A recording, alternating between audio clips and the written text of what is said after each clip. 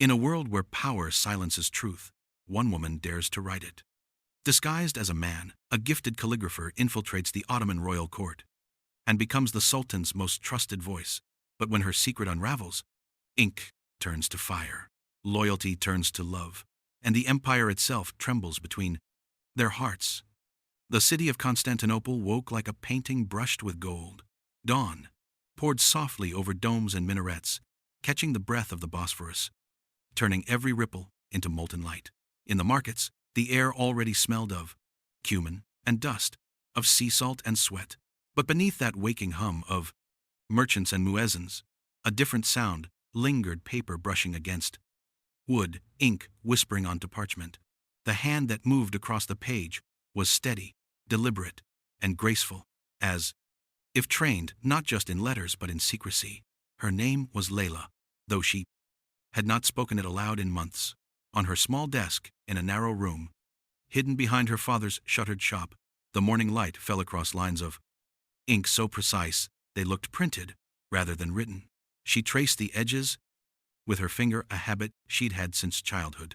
The calligraphy was perfect, Ottoman Diwani script, the style of emperors. Once she would have smiled at her own work. Now she only blew the ink dry and folded the parchment before slipping it into a stack bound for the palace. "Be quick," her father's voice called faintly from the front of the shop. "The collectors come before noon." "Yes, Baba," she murmured. Her voice was low, almost androgynous. Years of silence had carved its softness away. He did not know she sometimes signed her work as Yusuf Efendi, a name that belonged to no one and yet to everyone who wished to be invisible. It had started innocently. The palace had requested calligraphers to reproduce imperial decrees. Her father's trembling hands could no longer hold the reed pen, so Leyla had done it in secret, sending the copies under a man's name. The pay had been small, the risk enormous, but when the palace scribes praised Yusuf's steady hand, the orders doubled, then tripled, until one day, a messenger arrived not with a scroll but with a summons. She had been chosen. That night, she did not sleep. By morning, Leyla stood before her mirror and studied the reflection of a man she'd created. Her long hair was bound tightly beneath a cap, her brows darkened with soot. She wrapped her frame in the simple robes of a scholar and hid her curves beneath loose fabric. In her chest, her heart thudded like a drum beneath layers of linen. "Breathe," she whispered to her reflection. "Yusuf must not tremble." Outside, the city called to her with 1,000 unknowns. The palace loomed above the city like a mountain of marble and secrets. Guards lined the gates, their spears glinting in the morning sun. Inside, the courtyards were alive, with motion pages, viziers, servants, eunuchs, all moving in rhythm like the gears of a clock. The air smelled of rosewater and parchment, of ink and power. Leyla followed the steward through long corridors, each wall adorned with verses of gold. She dared not raise her eyes for too long.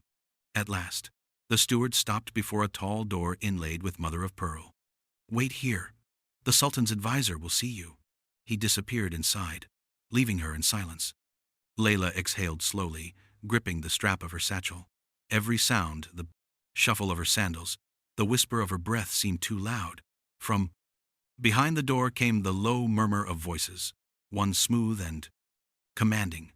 Then the door opened. A man stepped out, middle-aged, robed in indigo silk. His eyes flicked over her with the precision of someone used to measuring worth. "You are Yusuf Efendi, the calligrapher?" "Yes, Excellency," Leyla said, lowering her gaze. "The Sultan has heard of your skill. You will be tested today. Fail, and you will leave these gates without return." Leyla bowed. "As you command." He gestured her inside. The chamber was vast and quiet, lit by filtered sunlight from a lattice of carved stone. At the center sat a table of polished walnut, and upon it paper, ink, and a single reed pen freshly trimmed. "Write," said the advisor, motioning toward the parchment. "A verse from the Create, Quran, the one about patience." Layla's fingers trembled only once when they touched the pen, then muscle. Memory took over. The nib met the page with a whisper. She drew each curve, as if she were breathing it into being, every flourish deliberate, every space between words carrying reverence. The room fell silent, except for the faint rhythm of her hand gliding across the parchment. When she finished, she placed the pen down and withdrew. The advisor examined her work in silence. For a long moment, he said nothing.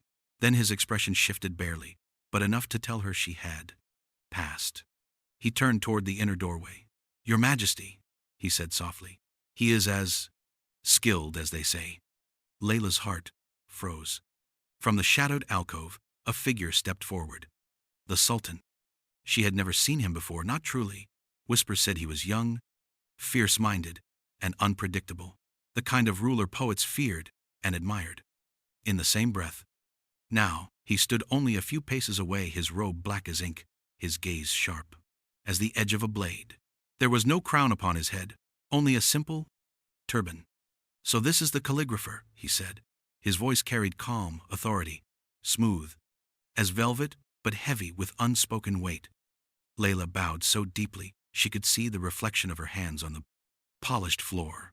"I am honored, Your Majesty." The Sultan's eyes drifted to the parchment. He studied it for a long while, before speaking again. "This line," he said quietly, pointing to the verse. "It speaks of patience, yet your strokes carry sorrow. Why?" Layla's chest tightened. Her disguise felt like a cage, but she forced her tone. "Steady. Perhaps, Your Majesty, patience is often born from sorrow." Silence. Then a soft, unexpected laugh. "True enough." The Sultan stepped closer, and the faint scent of musk reached her. "Tell me, Yusuf Efendi, would you lend your hand to my words?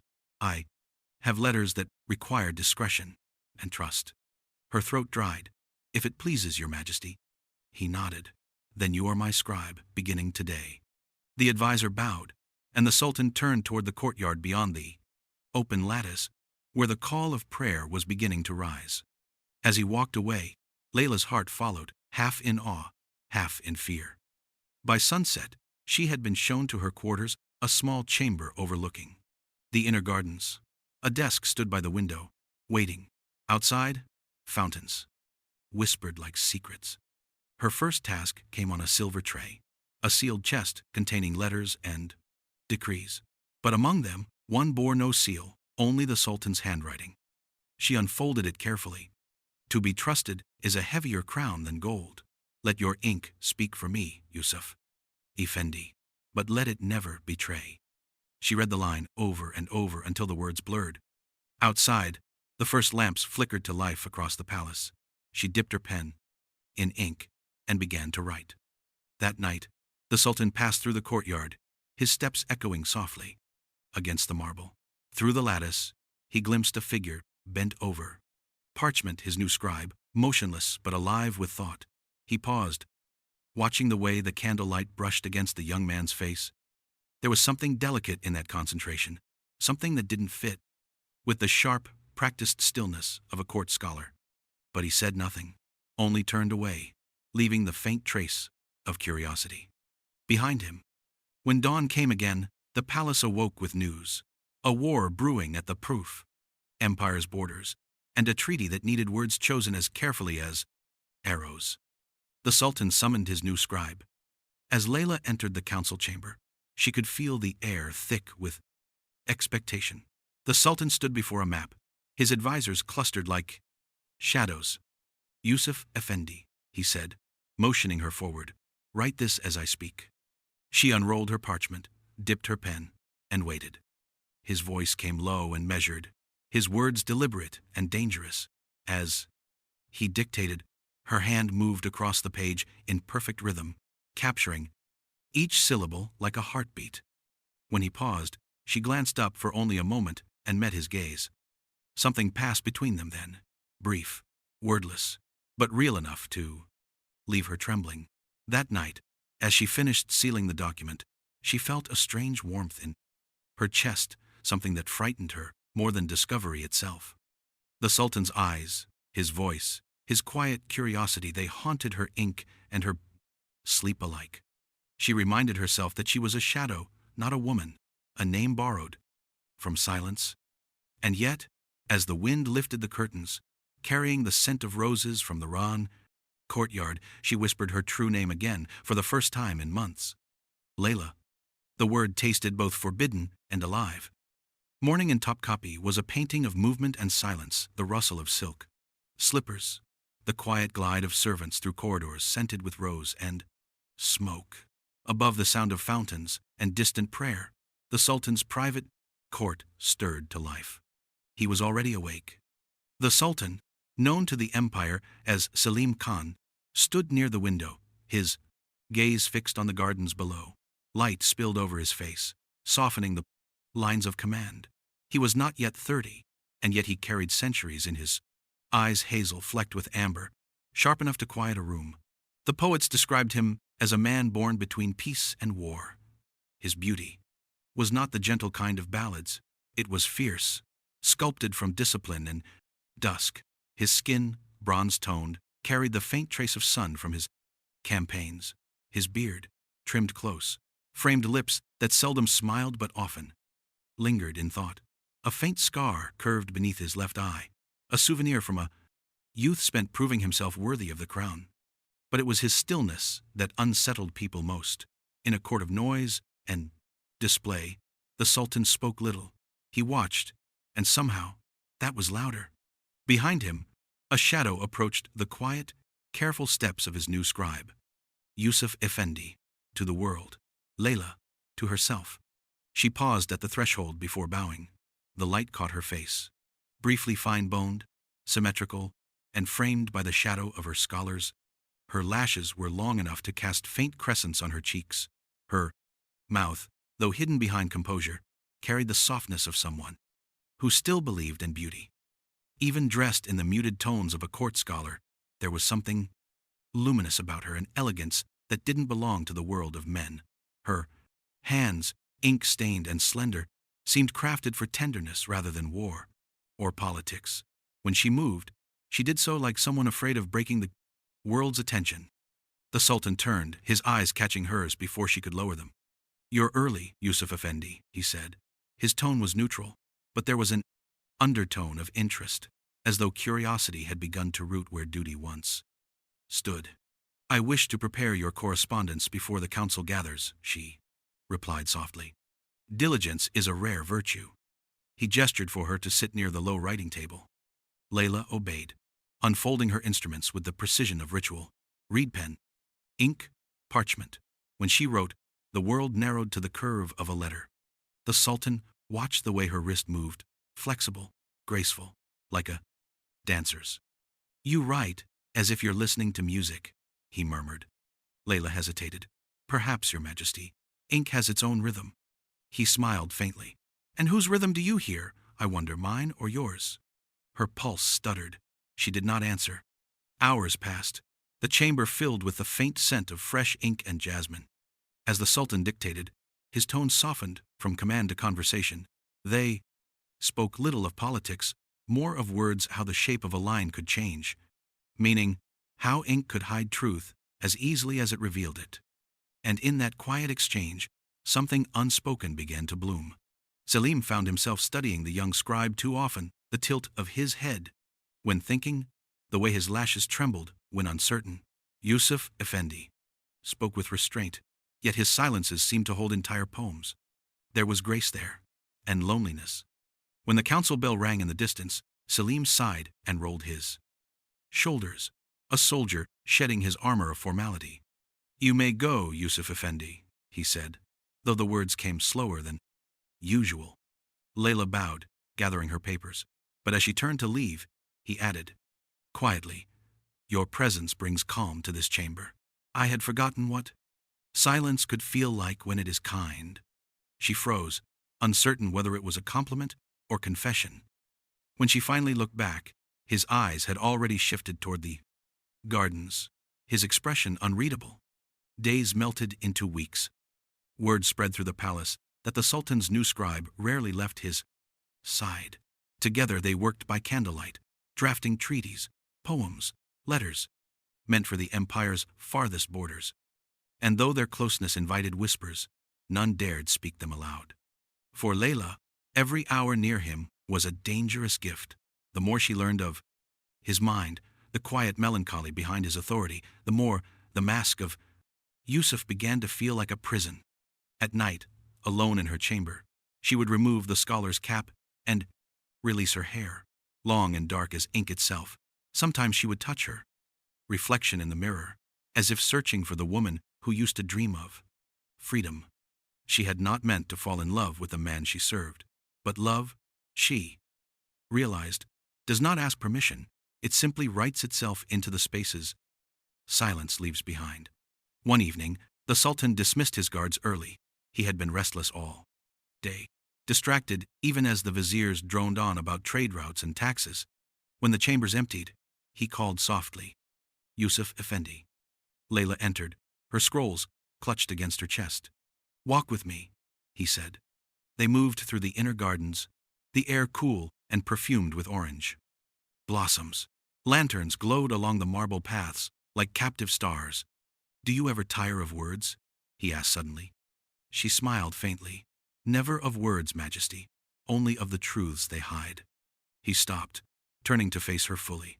In the lantern light, his expression softened. "A philosopher as well as a scribe," he murmured. "Tell me, Yusuf, have you ever been truly known?" Her breath caught. "No, Your Majesty." He studied her for a moment longer. "Nor have I," he said quietly. For a heartbeat, the air between them shifted, no longer ruler and subject, but two souls standing too close to the same flame. The call of a nightingale broke the silence. The Sultan turned away, his composure returning like a cloak. "Go rest," he said, his tone carefully steady. "Tomorrow will demand patience." Leyla bowed, though her heart was trembling. As she walked away, Salim's gaze lingered on the curve of her silhouette, faintly outlined beneath the scholar's robes. A question rose in his mind, one he dared not ask. That night, he could not sleep. The moonlight cut through the lattice, silvering the floor. He poured himself a cup of sherbet, but barely touched it. Instead, his thoughts drifted to the scribe with a steady hand and uncertain eyes. There was something familiar in that gentleness, something that defied explanation. He had seen beauty all his life, in the jewels of conquered lands, in the painted faces of courtesans, in the crafted perfection of the harem. But this was different. The beauty of Yusuf Effendi was not born of ornament, but of restraint, the kind that invited one to look closer. It was beauty that hid itself, like a secret, written between lines of poetry. He did not yet know that it was a woman's beauty, disguised by courage. Outside, the wind stirred the lanterns. Leyla sat awake in her own chamber, staring at the parchment before her. She had begun writing a line she could never send. Some truths are not meant for the world, only for the heart brave enough to see them. She dipped her pen again, but her hand shook. For the first time, she feared. The ink, tomorrow, she knew, would bring her closer to him than ever, and closer to being found. The days grew longer, yet the distance between them grew shorter. Each morning, Leyla entered the Sultan's chamber with her satchel of parchment and ink, and each evening she left with the weight of secrets too heavy for paper. It had become a ritual now, the quiet rhythm of their companionship. While the world outside braced for war and treaties, within those marble walls, time moved differently, slower, deeper. The Sultan had begun to speak to her of things that had no place in royal decrees, of the childhood he barely remembered, of the mother he'd lost too early, of the stars that haunted his sleepless nights. Leyla listened with the stillness of a confession. Her replies were few, but her eyes, those dark, unreadable eyes, said everything words could not. Sometimes, when she looked at him, it felt as though her disguise no longer mattered, as if the ink on her skin was all that kept her from vanishing into the truth. That afternoon, the Sultan had ordered that his writing chamber be moved to the pavilion by the reflecting pool, a quiet corner of the gardens where the air was sweet and filled with birdsong. There, the two of them worked side by side. The sun filtered through latticed gold screens, painting shifting patterns on the marble floor. Salim sat before the window, dictating a letter to a distant ally. His voice was low, rich, deliberate. Leyla wrote, her hand steady despite the quickening of her pulse. But today, She could feel his gaze lingering longer than before. "Yusuf," he said softly. "Yes, Your Majesty. You write my words better than I speak them." She smiled faintly, her eyes still on the page. "Ink is kinder than memory, Majesty." He tilted his head. "And yet, it is memory that makes ink eternal." Their eyes met then. For a heartbeat, neither looked away.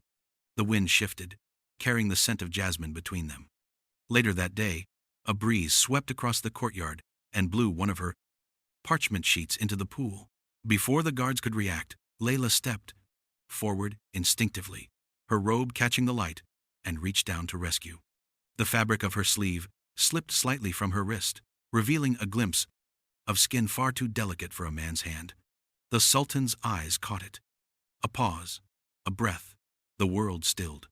Leyla quickly adjusted her sleeve, heart hammering, and bowed. "Forgive me, Majesty. It was careless of me." But when she dared glance up, Selim wasn't angry. He looked curious, as though a door had opened in his mind that he wasn't sure he wanted to close. He said nothing more that day, but his silence lingered like perfume in an empty room. That night, rain whispered against the palace roof. Leyla sat by her candle, her reflection flickering in the brass mirror. She thought of his gaze, how it had lingered, not in suspicion, but in wonder. She traced her fingers over the ink stains on her hand. "Fool," she whispered to herself. "You cannot love him. You cannot even exist beside him." But love, she had learned, is not a flame that obeys reason. It burns quietly until reason becomes ash. The next evening, the Sultan called for her again, not to the chamber this time, but to the pavilion at dusk. He stood by the pool, the last light of the sun turning the water to bronze. In his hand, he held one of her letters. "You left this unfinished," he said. Leyla bowed. "Forgive me, Majesty. I must have overlooked." "Read it to me." Her breath caught. The letter wasn't political, it was personal, written for him, to review before sending to a grieving widow of a fallen soldier. Still, she obeyed. Her voice trembled as she read. "In the shadow of loss, there is still light, not from the world, but from the memory of what was once love." When she finished, silence fell between them. Selim's gaze softened. "You write as though you've known loss yourself." Leyla hesitated. "Everyone who loves, Majesty, has known loss." He stepped closer, close enough that she could see the faint reflection of herself in his eyes. "And have you loved, Yusuf?" The question sliced through her disguise like a blade through silk. Her pulse raced. She forced herself to meet his gaze. Once, his eyes lingered on her face, searching. "And did love abandon you?" She smiled sadly. "No, Majesty. I abandoned love." The Sultan said nothing, but something unguarded passed through his expression, a shadow of recognition, perhaps, or envy. After that night, he began to summon her not only for work, but for company. Some evenings, they would sit by the courtyard lanterns as musicians played. Softly in the distance, the Sultan would speak of his dreams of an empire, without fear, of art that outlived war. And Leyla, forgetting herself, would answer with a fire that startled them both.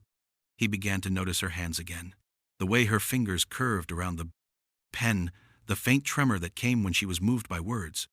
He noticed the way Yusuf avoided his eyes when he smiled. He noticed, most of all, that his thoughts of the scribe no longer belonged to curiosity alone. One evening, a letter arrived from the border news of betrayal within his ranks. The Sultan's anger was quiet but cold. He ordered a private decree to be written immediately. Leyla sat before him, waiting for his dictation, but his voice didn't come. He paced instead, his hands clasped behind his back, jaw tight. The tension in the room was thick enough to choke on. Finally, he turned. "Yusuf, tell me, if someone you trusted lied to you not out of malice, but out of necessity, would you forgive them?" Her blood ran cold. She forced her tone even. "I would try, Majesty, but forgiveness demands truth." He studied her for a long time, then looked away. When she returned to her chamber that night, she found a gift waiting, a small box wrapped in silk, bearing the Sultan's seal. Inside lay a quill, carved from ivory, its tip gilded in gold. A note beneath it read, "For the one whose ink speaks what hearts dare not." Her hands trembled as she touched it. It was the most dangerous kindness she had ever been given. The following days blurred into sleepless nights. She found herself smiling at the sound of his footsteps, her breath catching at the sound of his laughter. The Sultan, too, had changed, lighter in mood, yet distant in thought. The palace whispered that he had found peace in his work, not knowing that peace had a name and a secret. Then, one afternoon, as she bent to seal a scroll, a single strand of her hair slipped loose from beneath her cap, dark as ink, glinting in the sun. She froze. The Sultan saw it. For a moment, time forgot how to move. He didn't speak. He simply stepped closer, his expression unreadable, his hand lifting slowly, not to accuse, but to touch the strand that betrayed her. Layla's breath caught. Her heart beat so loudly it felt like thunder in her chest. At last, his voice came soft, almost reverent. "Tell me, who are you really?" Her throat closed. The lie, worn for months, suddenly felt heavier than any crown. Before she could speak, a knock shattered the silence. A guard entered, bowing low. "Forgive the intrusion, my Sultan. Urgent news from the border." Selim's gaze stayed on her for one heartbeat longer. Then he turned away, his voice calm again. "Leave us." The guard hesitated, then retreated. When the door shut, the Sultan spoke without facing her. "Tomorrow, you will return to this chamber at dawn." It was not a command. It was a verdict. Layla bowed deeply, unable to breathe. As she turned to leave, she saw his reflection in the polished metal door. Not angry, not betrayed, only heartbroken. And she knew then, the truth was no longer the danger. That night, the Sultan called for no music, no council, no feast. He sat alone in the study, a parchment she had written before him. His fingers brushed over her handwriting, elegant, fluid, and alive. He knew it now. He had known it for days, perhaps longer, but had refused to name it. The truth was there in the curve of her letters, in the softness of her voice, in the light that flickered behind her eyes. The Sultan's scribe was no man. But he did not send for guards, neither did he call her out. He only whispered to the empty room, "Then let this lie live a little longer, until I can bear to lose it." The next morning, Layla entered the study as always, but something had changed. His gaze lingered on her longer than before, not searching, not suspicious, but tender. When she dipped her quill into ink, her hand trembled slightly. She could feel it. He knew. And yet, he let her write. And yet, he let her write. Each morning, she entered his chamber as though stepping into a dream she dared not wake from. The same sunlight poured across the tiles. The same hush lingered between them, yet everything was different now. Every word she wrote felt heavier, every silence between them more alive. The Sultan spoke less these days. Sometimes he would stand by the window, for long moments, watching the city breathe beyond the palace walls. His thoughts seemed far away, yet when his gaze found her, it softened like dusk touching water. Layla wrote beneath that gaze, her pulse quiet but quick. The ink bled slowly. On the parchment, letters blooming like secret confessions. She no longer tried to still her trembling. Even the tremor had become part of her truth. "Yusuf Efendi," he said one morning, his tone quiet as silk. "Yes, Majesty?" He gestured toward the scroll before him. "When you write for me, do you ever wonder what becomes of your words once they leave this room?" She hesitated. "I do, Majesty. I imagine they wander the world like exiles, hoping to be understood." His eyes lifted, meeting hers. "And you hope to be understood?" Her throat ached. "Not by the world, Majesty. Only by the one who reads between my lines." The air shifted, almost trembling. For a moment, even the fountain outside seemed to hold its breath. Selim said nothing, but his gaze lingered long, deliberate and tender, enough to make her chest ache. Then, with a faint smile that didn't reach his eyes, he turned back to his work. That night, Layla could not sleep. The echo of his question haunted her. "Do you hope to be understood?" In the solitude of her chamber, she reached for parchment. Her hand moved. Without thought, ink tracing the truth she could never speak aloud. To be seen is to be undone, yet what a sweet undoing it would be, if it were by your eyes. She folded the letter, sealed it without name or signature, and tucked it inside. Her satchel. It was never meant to be read, but fate, like ink spilled in haste, follows no rule. The next morning, while preparing the Sultan's correspondence, the unsigned letter slipped from her satchel. She didn't notice, until it was too late, until Salim's hand brushed against it. "What is this?" he asked, unfolding it. Leyla froze. "Majesty, it is nothing, only a draft, a mistake." He read the line once, twice, then looked up slowly. There was no accusation in his gaze, only silence and something deeper. Recognition. He set the letter down gently, as though it were made of glass. "Tell me," he said softly, "who do you write such words for?" Her lips parted, but no sound came. He stepped closer, close enough for her to see the fine line of his scar, the quiet warmth behind his restraint. "If I asked you to look at me, truly look, would you still say you write for no one?" Her heart pounded. She forced her gaze to remain on the floor. "Your Majesty, it is not proper," he murmured. "Only the truth." Her resolve broke like thin ice beneath warmth. Slowly, hesitantly, she raised her eyes, and in that moment the world ceased to exist. The Sultan's gaze met hers not as ruler and servant, but as man and woman standing at the fragile edge of truth. The air between them pulsed with something unspoken and immense. She could feel the pull of him, the warmth radiating through the silence, the steady calm of his breath. It terrified her how much she wanted to stay there, suspended in that stillness. At last, he stepped back, as though sparing them both from falling. "Go," he said quietly. "Before I forget, I am Sultan." She bowed, her pulse echoing in her ears, and fled the chamber with her, heart still burning. That night, the rain came again, soft, ceaseless, like the murmurs of a confession heaven could not bear to speak aloud. Leyla sat by her candle, the Sultan's voice still echoing in her mind. "Before I forget, I am Sultan." She pressed her fingers to her lips, remembering the way his gaze had lingered there, as if tasting words left unsaid. Sleep never came, only the memory of his nearness, a warmth that refused to fade. By dawn, she knew one thing with aching certainty: the secret she had, guarded with ink and silence, was no longer hers alone. One night, during a storm that swept over the palace, thunder rolled through the halls like drums of an unseen army.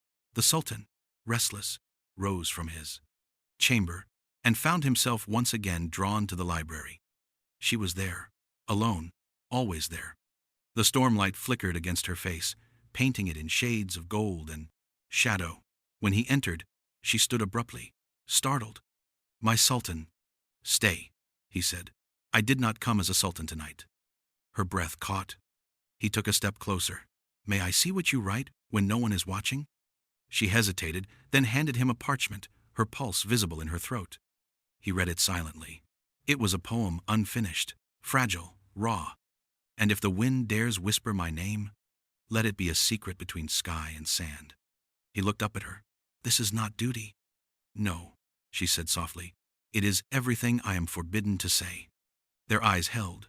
The storm outside was nothing compared to the one that now brewed within them. He reached out slowly, as though afraid she might vanish, and brushed a strand of hair from her face. His fingertips lingered, tracing the line of her jaw.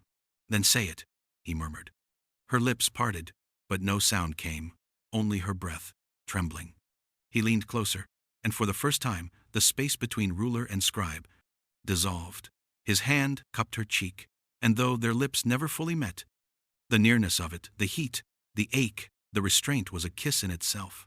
When he finally pulled away, he whispered, "If I were not Sultan." She smiled faintly and knowingly. The storm outside roared louder, as if the heavens themselves bore witness to a feeling that could not be named, but already existed, fully and fiercely. In the days that followed, they spoke less, but felt more.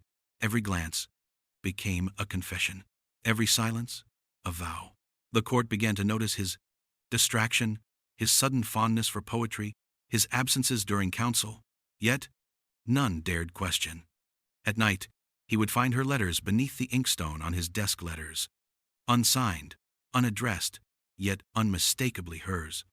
And each time, he wrote back not as a sultan, but as a man who had found his missing verse.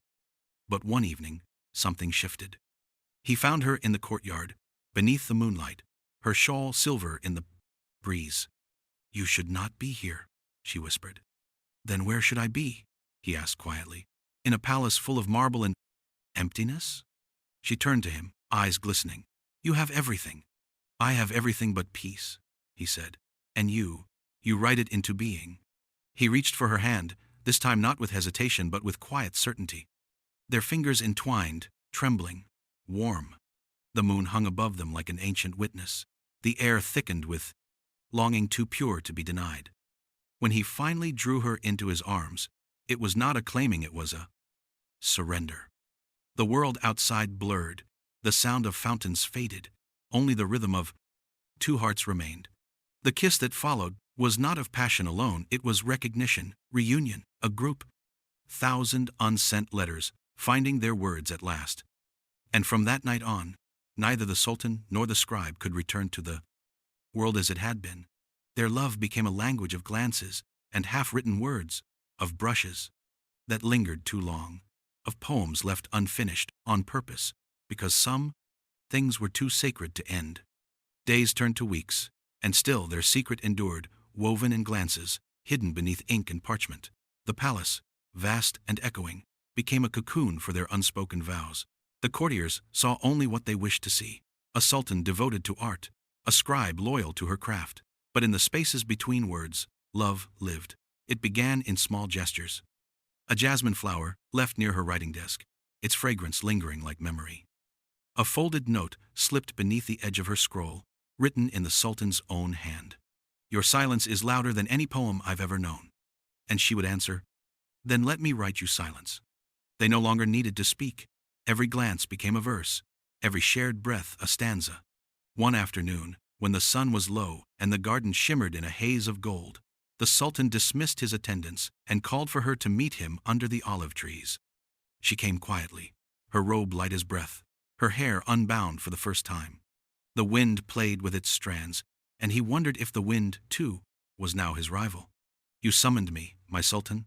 she asked softly. He smiled. "You speak as though my name is a crown you cannot lift." She lowered her gaze. "I fear to wear it wrongly." "Then speak as you are," he said, stepping closer. "Not as a scribe, not as one who serves, but as yourself." Her eyes met his, tentative at first, then steady. "Then let me ask, not as your scribe, but as a woman," she said. "Why do you call me here when the world would call it dangerous?" "Because the world has never known peace," he replied. "But in your presence, I do." The garden seemed to hold its breath. The air shimmered with the warmth of confession. He took her hand, not as a ruler claiming what he wished, but as a man touching what he never thought he could deserve. "Every word you write," he said quietly, "feels like a prayer meant for me. And every time you read," she whispered, "I forget which part of the prayer I am." He smiled faintly. "Perhaps you are all of it." Then, slowly, he lifted her hand and pressed his lips to her palm, a kiss softer than air, yet heavy with promise. She drew a trembling breath. "My Sultan." "Do not call me that," he said gently. "Not when we are alone." "Then what shall I call you?" He thought for a moment. "My name," he said. "Say it as though it belongs to you." She hesitated, then whispered it, his name, a sound so fragile it seemed the wind might steal it away. Yet he heard it, and it struck him deeper than any title or crown could. He closed his eyes. "Again," he murmured. She said it once more, and this time he answered not with words but with touch, his hand rising to cup her face, his thumb tracing the edge of her lips, his breath trembling against her skin. The space between them vanished like ink drawn to water. Their lips met not with haste, but with reverence. It was the kind of kiss born not from desire alone, but from recognition, as if they had always been meant to find each other, even if only in secret. The world around them dimmed. Time forgot to move. When they parted, it was not out of fear, but awe. He leaned his forehead against hers. "If this is sin," he whispered, "then let me never be forgiven." That night, the Sultan wrote a decree, but not one meant for his council. It was for her. On parchment sealed in gold, he wrote, "Henceforth, the keeper of words shall also be the keeper of my heart. What," she writes, "shall be truth? What she feels shall be law. He did not send it. He left it where she would find it among the quills and ink she used each dawn. When she discovered it, her hands trembled. She read the words again, and again, her heart swelling with something too vast for language. And though no one ever saw her smile that morning, the walls of the scriptorium seemed to glow brighter. The days that followed were gentler than dreams. They met often, but not recklessly. A glance during court, a brush of hands when exchanging scrolls. The kind of love that hides in daylight yet burns brightest in shadow. Sometimes, in the quiet hours after midnight, he would find her waiting by the window overlooking the city. They would talk in whispers of stars, of fate, of the strange mercy that had allowed them to meet.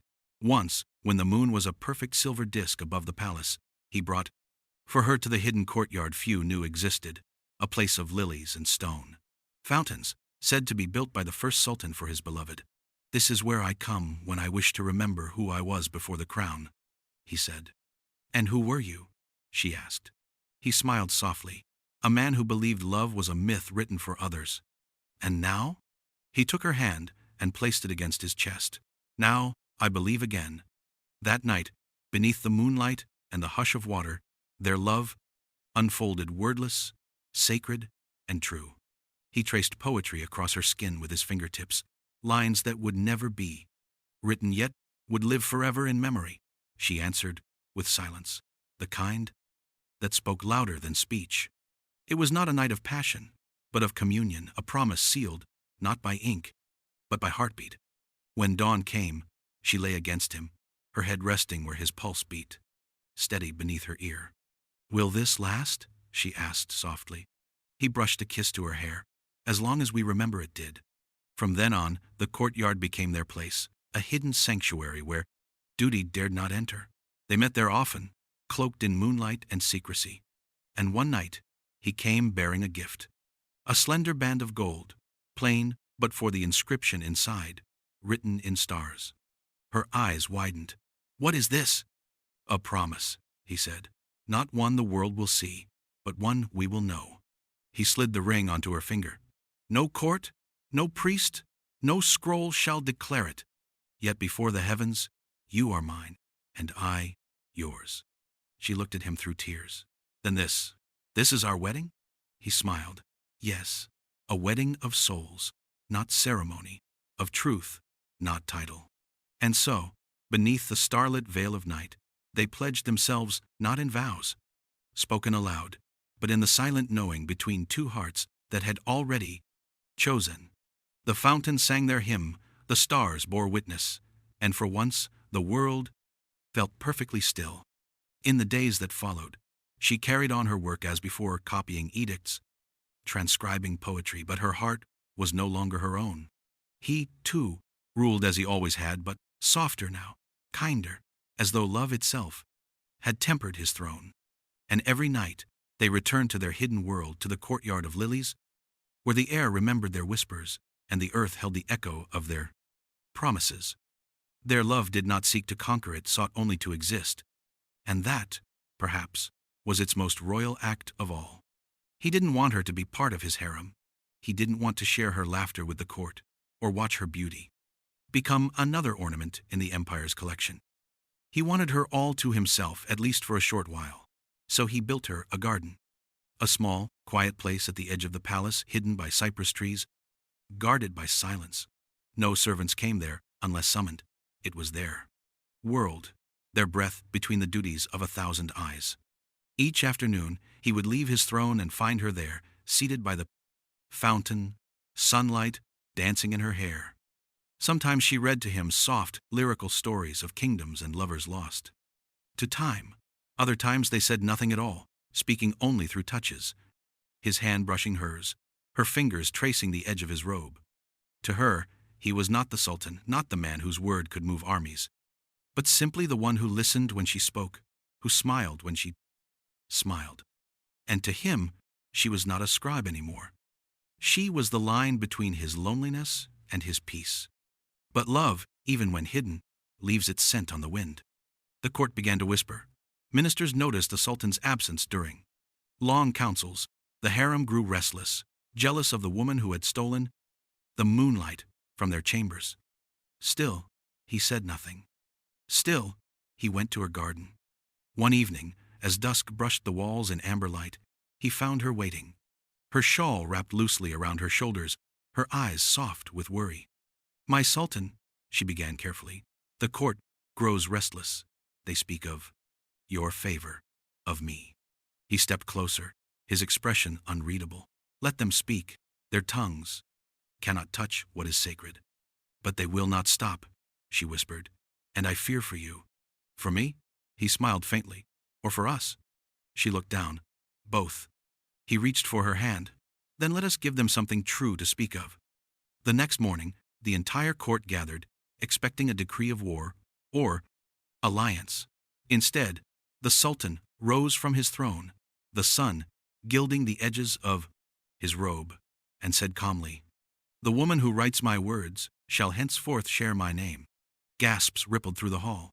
The viziers exchanged glances. The harem fell. Silent. He looked at her standing at the edge of the marble floor, heart pounding, unsure if she should bow or breathe. "She has written for my kingdom," he said, "and now she shall write beside me, as my equal, my sultana." For a moment, time itself seemed to hold its breath. Then he descended from the dais, crossed the long distance between them, and took her hand before them all. Her eyes shimmered. "Are you certain?" she whispered. "More than I've ever been certain of anything," he replied. "Let the empire see that even a sultan's crown bows before love." Their wedding was not grand. They both wished for no parade, no foreign guests, no endless gold. Instead, it was held in the garden, the same one he built for her, the one that had first learned the sound of their laughter. Lanterns hung from the olive trees like floating stars. Musicians played softly. By the fountain, the moon, pale and full, watched from above like an ancient witness. She wore white silk, embroidered with verses of poetry, his handwriting stitched in gold thread. He wore a robe of deep blue, the color of ink. When she walked toward him, the breeze carried rose petals across the marbled path. He could not breathe. And when their hands met beneath the canopy of lights, the air trembled as though even the night itself had fallen in love. "I vow," he said, "to read no truth but the one you write in my heart." "And I," she whispered, "to write no story that does not begin and end with weak you." The crowd watched in stunned silence as the Sultan lowered his head and kissed her hand, not as ruler to subject, but as man to woman, lover to soul. In that moment, power meant nothing. Only peace remained. Seasons turned again. The Sultana became beloved, not for her beauty, but for her kindness. The people said her voice softened the Sultan's temper, that her wisdom guided his justice. She opened schools for girls, filled libraries with stories once forbidden to women, and taught her children that language was not only power, it was mercy. The Sultan often said she ruled the empire not with a crown, but with a pen. And in the quiet hours after dawn, he still found her in the garden, their garden writing, sometimes letters, sometimes lullabies for their children, sometimes poems too private to ever be read aloud. He would approach from behind, wrap his arms around her shoulders, and whisper, "What do you write, my heart?" And she would smile, only a small reminder that heaven exists on earth. He would press a kiss to her temple, then let it always exist here between us. The end. Thanks for watching. If you loved this story, don't forget to like, share, and subscribe for more stories.